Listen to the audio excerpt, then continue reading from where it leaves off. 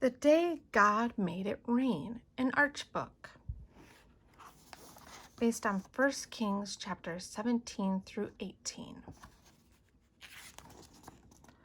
A wicked man named Ahab was king of Israel.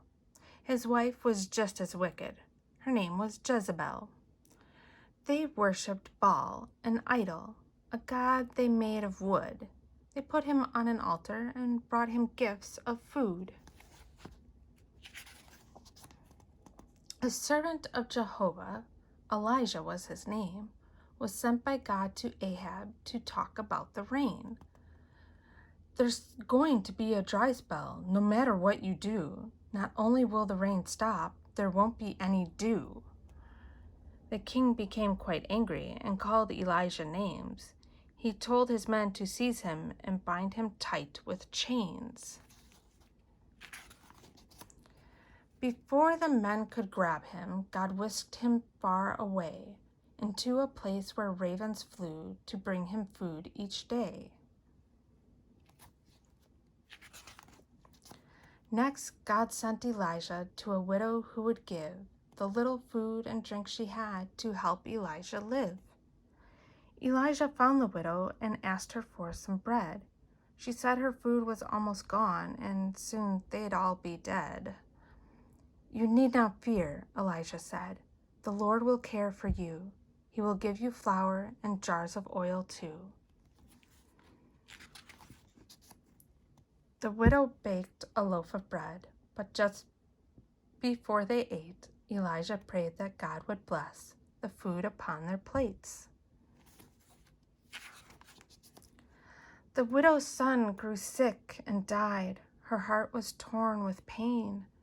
Elijah asked the Lord if he would give him life again. The son was soon alive and well. His mother cried with joy. She thanked and praised Jehovah for giving back her boy.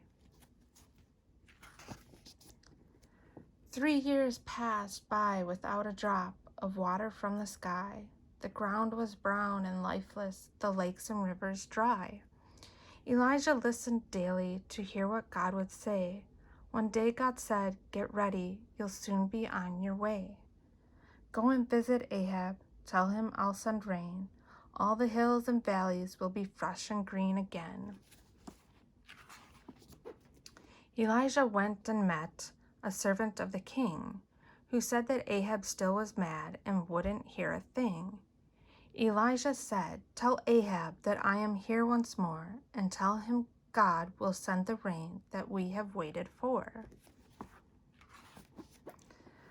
When Ahab saw Elijah, he said, "See what you've done? Without the rain to grow things, there's no food for anyone." "It wasn't I who stopped the rains," Elijah told the king. "The Lord Jehovah rules the earth and every living thing. Let's have a test so we will know the one and only God. Let's see if Baal can make it rain on this dry and dusty sod." "We'll all meet on Mount Carmel and build 2 altars there. Then you can ask your God if he has any rain to spare.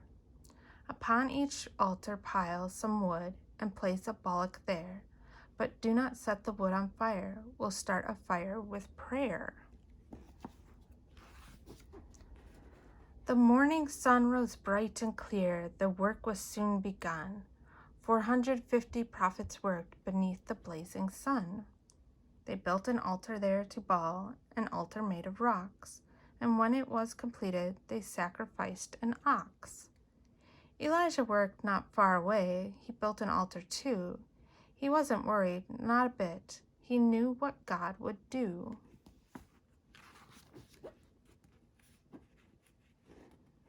The prophets prayed that Baal would start a fire to burn the wood, so they could show Elijah that their God was very good.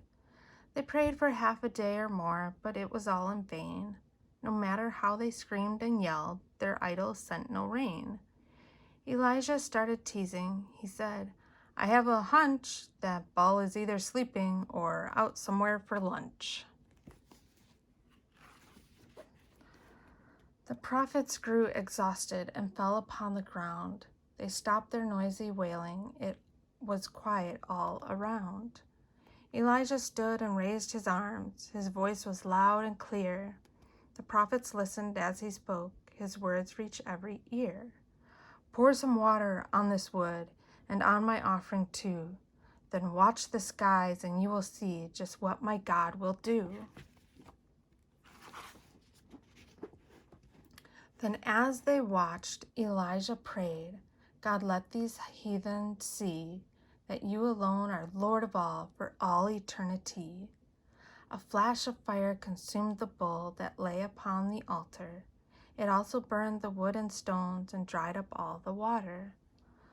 Soon the air was filled with rain. It splattered everywhere. Elijah showed what God will do when we believe in prayer. That is The Day God Made It Rain, an Arch book.